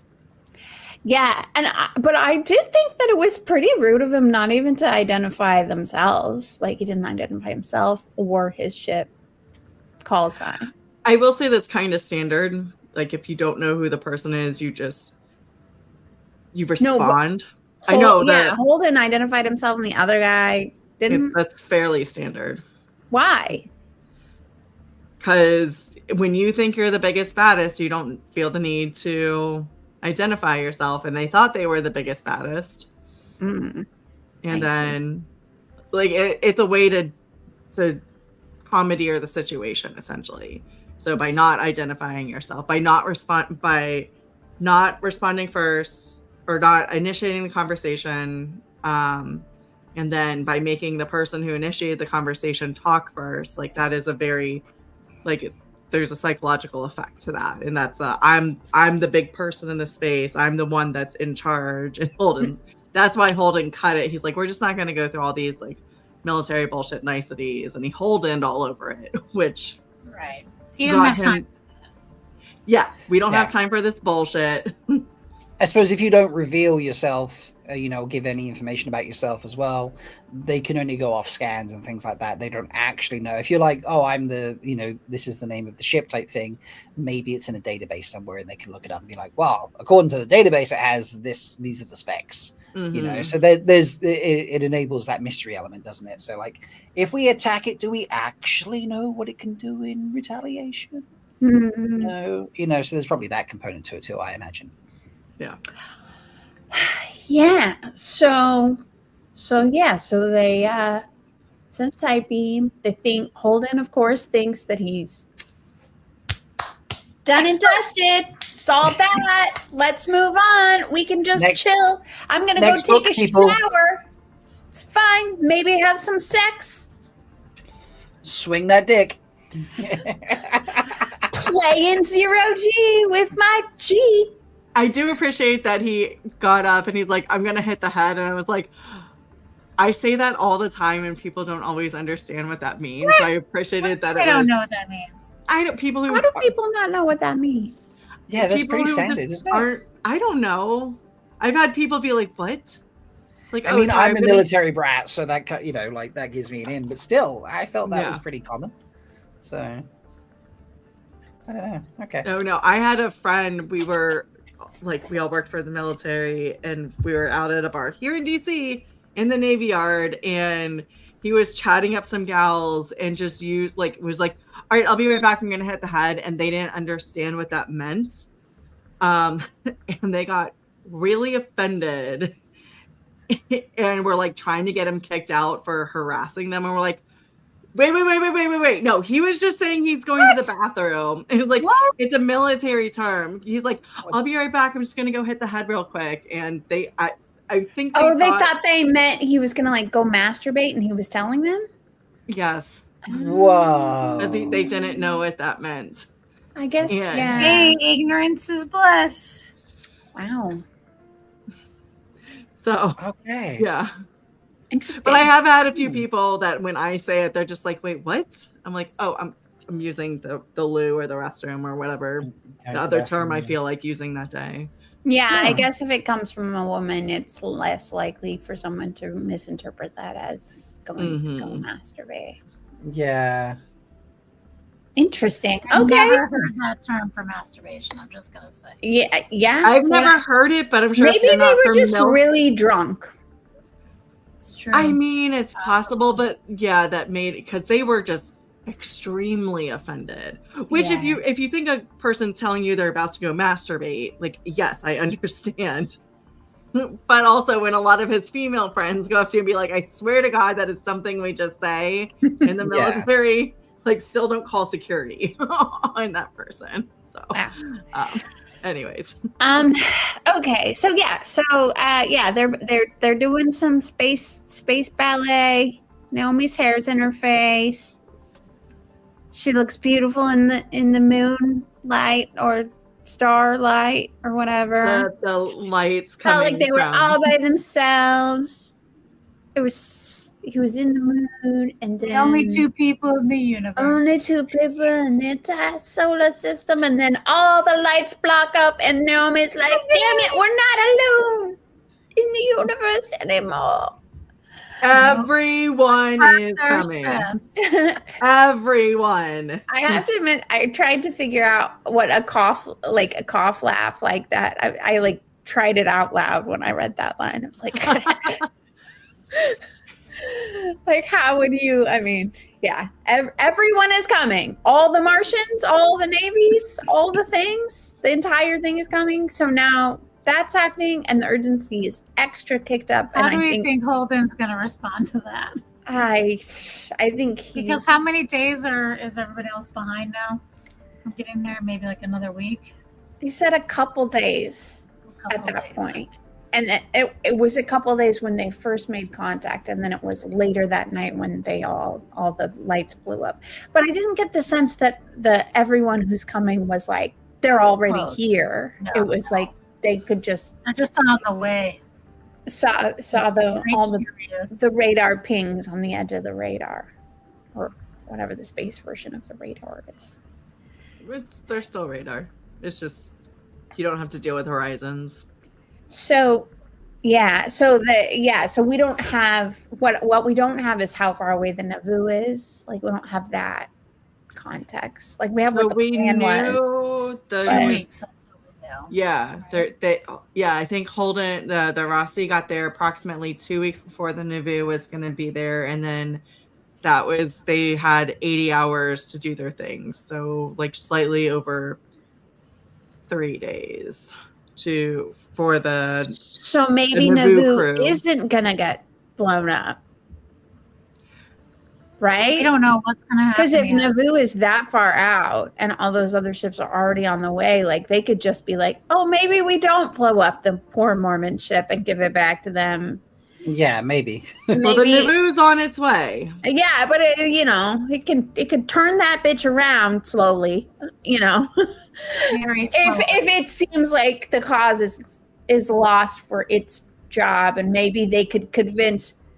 Maybe what's gonna happen is Holden's gonna go I gotta sacrifice myself for the good of the solar system again, and he's gonna convince all the ships to go at him, and they're like collectively gonna explode into Eros and push it like they were, with all the ships coming, the power of all those ships, plus So you're going to send The a whole power of bunch the verse. of manned ships to explode Eros and run into as Eros. opposed to an unmanned ship. Yeah. Okay, that's Mel's plan. It's not my plan. I'm trying to think of what Holden would do, which, to be fair, is very difficult for me. So this is the best version I could come up. I think you did good. So what is Holden gonna do about all of this? What do you think? Do Rob? we think all of them includes also Protogen? Do you think they're coming too? Or just Mars and Earth and the belts? I don't know. Protogen's got to deal with the fact that Phoebe just blew up, right? Yeah. So I think they probably are distracted, but who knows? Maybe not. Maybe. I don't know. I want to see some kind of. I'm trying to think of like They've a lost movie 2 analogy. stations now. Yeah, I want to see some sort of chaotic, like, Battle of the Five Armies, Hobbit movie type situation where, like, it feels like it's going in one direction, and then like this other group of fighters just turns up, and it's like, well, now it's going in that direction, and you're like, wait, who's trying to stop Not who, much and who's left. shooting who? This is not last battle length territory. I don't know. I mean, like, if the last battle is not 4/5 of the book, like, what are we even doing? I believe I said I want, not I think will happen. So. Okay. Maybe it just sets up, and that's the cliffhanger for the book. Oh, like we don't even get a resolution? Oh, I would be mad. They gotta wrap this storyline up in this book. Can you imagine if Wheel of Time got to like the beginning of the last battle, and then that was the end of the book, and then there was like another book, which was like the entire last battle? A whole book of things that just went on during the last and that's book. Basically like the next 6 books is the it's the battle big of giant Five battle. Armies. Yeah, You guys were all there when it was a Memory of Light was the final book, and it was supposed to be one book, and then they made it into 3 books, right? Like you guys all know that is what happened. No, but like, the last battle isn't the entirety of the last book. But anyway, it is just 4/5 of the last book. Anyway, it would be a fun cliffhanger. And then they'd be really dickish to us because the second book would just start with the resolution from that battle. We just wouldn't get the battle. Oh, it would just be like we would backtrack. Yeah, it'd be like the sex. So just be like the fade to sex, black. like we just like missed the war. Oh, but we would would go to fade- completely fade to black. different POVs, and we would go through the whole thing from somebody else's POV, and don't even get to the end of the fight battle. Are we Crossroads of Twilighting this? That's what book 2 is. Book 2 is Havy. Book 2 is Havy and Fred and Amos. There we go. Oh my god! I mean, I would love an Amos book, though it might get kind of dry after a while. Amos is good. So much swearing, wouldn't it? I think we need an Amos like mini plot, but I don't think we need a whole Amos book. Okay, so we need the book 2 is Naomi POVs, Thread POVs. Eventually, when he turns up in the story, and Havy POVs. Maybe we start with Havy POV and then straight to a Fred POV when Havy goes away. But the whole time we Havy get go Naomi away. POV. Okay, I'm Because writing. he goes I'm away, not. Rob. I'm writing this down as a 'Cause he- fun 'cause prediction, he- not an official prediction. Yeah. Because he did in the book, like Havy was there at the beginning, and then he transferred stations, and then Fred kind of appeared on the scene a bit more at that stage. Mhm. So Maybe they're the same person. have we ever seen Havy and Fred in the same room we ever together? seen Philip has seen Havy, so I think he would know. All right, so book 2 is Naomi, Havy, and Fred. Okay. Yeah, that would be funny. Yeah, that's definitely just a fun prediction. It's not a real one. Yeah. No, I didn't put the prediction annotations that are completely and 100% consistent every time I make them. Okay. We probably Right. should wrap this up, though. Yes, Good. got to wrap up. So, any other burning questions from these chapters? Let's see what our foldies I say. think the Foldies had a couple good ones, and I think we've got to some of them. Oh, this we is kind- a great one. Oh, go ahead. No, I'm talking about you go. No, you go. So back to the discussion in chapter 46 with Miller, Holden, and Fred. Heather brings up a good point. Holden says he doesn't want anyone to have control over the protomolecule, who would use it as a bargaining chip. But isn't that exactly what Holden is doing to Fred? So what the hell, Holden? That's very funny, but not in the same way that he means it, right? Yeah. And also, Fred would use it, and the other people would use it as like, they're not so righteous as Holden is. Holden's just like, I'm the one who's never going to release it. I'm the one who's going to keep it safe. So I'm using. Happen with that thing on their ship. What are your thoughts? Like, have you thought about that at all since it landed on their ship a few chapters ago? Yes, you have. Mel has thought about it. Rob? I suppose it's just there in the background. I know it exists. I haven't. Yeah, there we go. Yeah, we'll call it checkout. Is it though? I don't know. What I- could happen? I with think it's that kind of like a red, like not a red herring, but I think it's just kind of like a little bit of, it's one of those things that just doesn't advance. There's lots of things in Wheel of Time that are like that. You're like, oh, I think it's going to turn out to be like this, and it just never So becomes. for 9 anything. books, they're just going to keep the proto-molecule on their ship. At the very last book, they need like an original version of the proto-molecule in order to wipe out the evolved version of the proto-molecule. That's how they change its DNA back or something like that. And they're like, oh my god, if only we had a sample from the very first time, but we had that huge fucking battle and everyone kept blowing up space stations.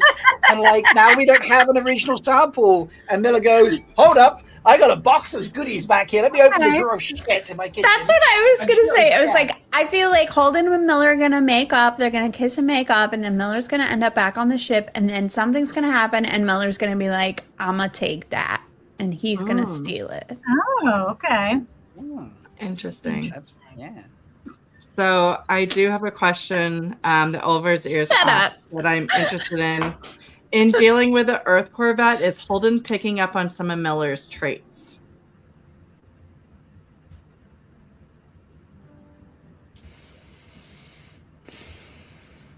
I don't think so. Okay. It's very still in the Holden canon for me. Okay. Yeah. I think he's just kind of like leaning into his military experience a little bit, and that's about it, I would say. Okay. Yeah. He's still fairly anti-Miller at this stage, so I feel like anything that Doesn't mean he wouldn't like accidentally pick up some of the behaviors. That's How true. many times did you want to stab Miller in these 3 chapters? More or fewer? Are we getting Less? the eel questions now? Kind of. I'm I just. feel like all he wants to They do is just. annoyed me so much I couldn't handle it. I don't know. I think he's ignoring, like, Miller has just like been taken from the forefront of his mind until Miller is like pushed in front of him type thing. He's like, well, now I have to consider this asshole. And I just want to think about stabbing him the entire time. Oh, he's out of my vision? Okay, I can stop thinking about him now. He just wants to think about stabbing Naomi. Exactly. True. Hey. This is a great transition to our eel questions. Yeah. Love stabs. Is it a little laser or is it a big laser? I think they're love stabs for him, and I think Naomi's never pretending know. that they're not love stabs for her. So, I think they are. yeah, I think she's Just playing it So cool. what is that the stabbiest moment of the episode? Is Yeah, Naomi- them fucking. I think Skeeter's that's calling me out. What's Skeeter say? I don't have the comments open. Oh. Miller gonna steal the proto-molecule. Oh, that's official? Okay. Thank you, Skeeter, because I definitely didn't write that down. I was not picking up I that think that we was have an official. mods. Mods keep us on our toes. Mel, Thank you, Skeeter. predicting. Thank- I'm not going to say the rest. It's gonna Miller make me- stealing placentamon from the Ross. No, that's not what I'm writing down. Oh, what do you write down? Proto-molecule. Blue. I'm not giving that horrible corporation any play. in this I'm not story. giving the placentamon bullshit any play. It's my note. That's fine. No. It's your notes. It's my nurse. Exactly. You know me so well. All right. What is the most Aiel moment in these chapters? The most Aiel moment in these chapters. Oh, it had to be the way Amos reacted to them having sex. That was so like all the Fardaris like hanging out together, just being They're, like banging on the pots. banging they're banging on the tent flaps. Hey, Alex, Yes. is the exo fucking the captain going to affect you being a pilot? No. Is it going to affect you No. being a mechanic? No.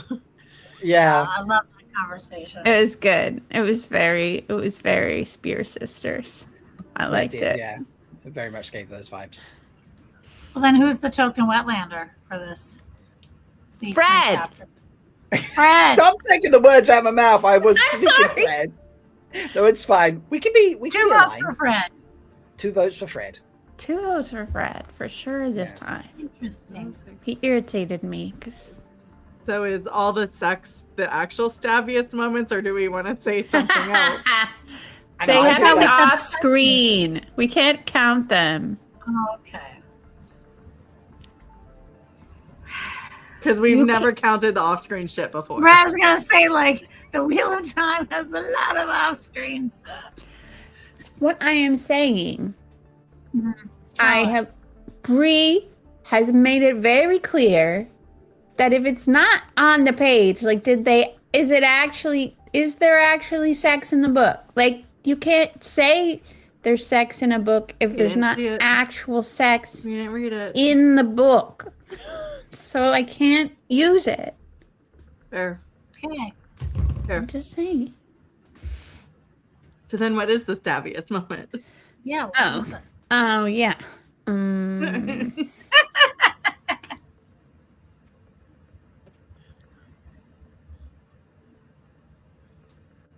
Rob? Stabbiest. I don't know. I wanted to be. I just wanted to say Holden and Naomi. You're allowed to. You can. You don't have to Yeah. use my rules. Yeah. Yeah. there's Okay. no Yeah. rules.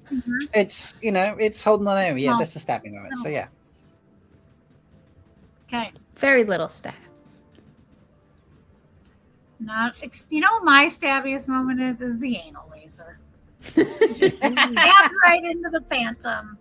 Perfectly communicated. Pretty good. Pretty good. No spray. It's No, that's good. Yeah. Because I couldn't think of one. Who earned G or toe in these chapters? I want to say Naomi earned toe because What? I don't think she was honest about how she felt about their relationship. I think she was downplaying what she wanted it to be so that she wouldn't get hurt, and that's not very brave. So I think she has Are you toe. talking about before these chapters or in these chapters? In these chapters. When she said, I do appreciate that she realized that she was shit to Miller unnecessarily because I appreciate that she said that because she was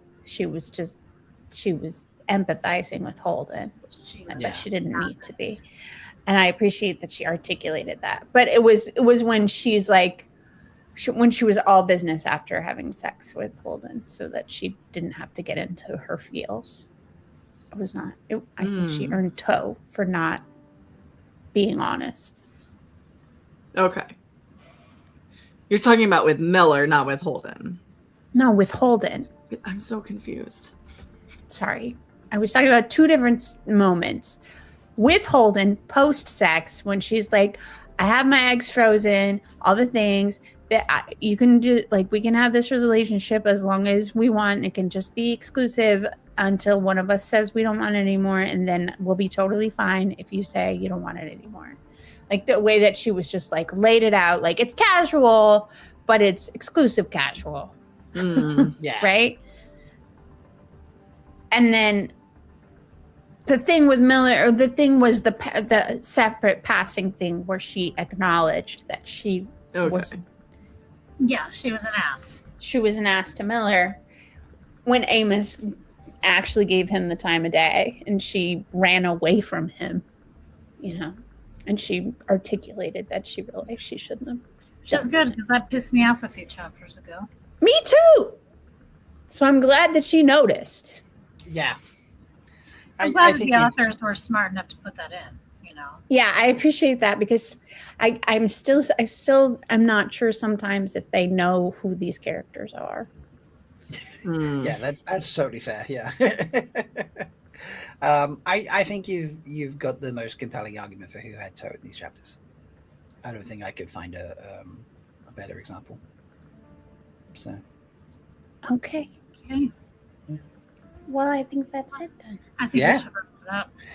So, All right, Expanse, Leigh-A, how many chapters are we reading for next week? So next week we are reading 2 chapters. 2? Yes. That's Wait, hold on. Wait. Let me make sure I got this right. Where are we? Hold on. 48 So just is 49. 48 and 49. Any Uh, new POVs? Hold on. This is July. So We're the not 20 telling you. No, so sorry. Sorry. Next week is 3 chapters. 48, 49, Apologize. and 50. 50. 48, 49, and 50. Yes. And then following that, we're getting into 2 chapters for the rest of the book. So it's 48 is Miller, 49 is Holden. Let me guess, 50 is Miller. Yep. Don't look 50 is ahead. Miller. I'm only looking at the stop name. it. I'm looking at I've the got names a of the spreadsheet chapters. that has all this. So, and just a reminder to folks, so right now is if we stay on track and nothing chaotic happens, because, life isn't chaos, the plan is we will finish Leviathan Wakes. The last set of chapters will be on August 13th. The following week on August 20th, we are going to read a novella from Memory's Legion. So just giving you guys a heads up, go ahead and start the process of getting that book however you consume them. And on the 27th, we are going to do a Leviathan's Wake / pre-MalkieriCon hype party. We will be off on September 3rd for MalkieriCon. And then on September 10th, because possibly Rob and I will both be out, depending on how exhausted we are after MalkieriCon. So it'll be a chill stream with Mel and Amis and possible guests. Then on September 7th, another book that you need to get is 17th. we will be starting Caliban's War. And who is Caliban? That's what I want to know. Yo no sé. That's the POV. Final chapter of the book. Caliban. Is Caliban? There we go. Where's the stabby? Is that a stabby? That's not an official That's not a prediction. stabby. Okay. I Although, swear. I will on Stabby. at the rate this is going, I will predict. I will predict that the other POV you tell us we're getting will be the very last chapter. Can you predict also who that POV is? Did we do that already? Was that last week? We did that? I don't think he's. I don't I know. think you said Julie at one point. I remember saying Julie at one point. Yes. Early I in the think book, you thought another Yeah. POV would be eventually Julie. I think I joked it was Fred at one point. Have I talked Possibly to anybody else? Fred. Uh, I don't know. What do you think, Mel? What do I'm you not think? sure. I'm not sure I actually want to predict who it's going to be. I'm not gonna guess. You have to predict. You could just guess. You don't have to make it so serious. So Well, I'm holding the stabby. Then so- Placentamon then. I want the Placentamon. Placentamon POV. Mel thinks Placentamon. Well, I would like it to be like Naomi or someone cool like that, but it's probably going to be something stupid like it'll be fucking I don't know. Javi. No, that's not stupid. I would Alex? like Javi Be to so come. sweet. Could be Alex. Yeah, it's probably Alex gonna would be fucking- dumb. Okay. Yeah, we also need a question for the comments. So how about this? Yes, Well, we Last had one early- earlier, didn't we? I just don't That was remember not what it good. You was. asked Okay. that earlier was not. Yeah, who the Okay. Leviathan is. What's Oh yes, who is the Leviathan? That's a good Leviathan comment. for Leviathan. Why don't we yes. put Who's that the Leviathan? Yeah, Or who that's a or good shout. what is the in- Leviathan What is the Leviathan? Yes. that has woken?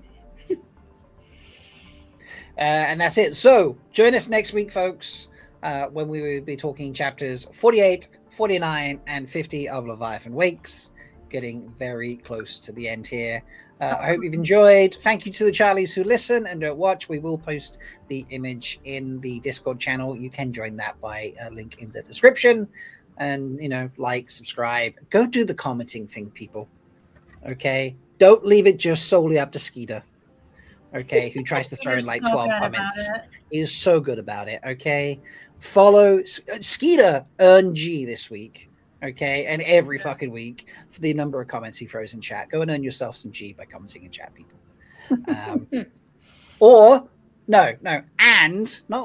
And sharing the stream out on your socials. Go do that as well. Please do. Drag in more Expanse fans. Let's do that. I think that's it. I hope you've enjoyed this week. I've had a lot of fun. It's good to be back. And that's it. So until next time, everybody, may you always find love, water, and shade. Bye. Bye.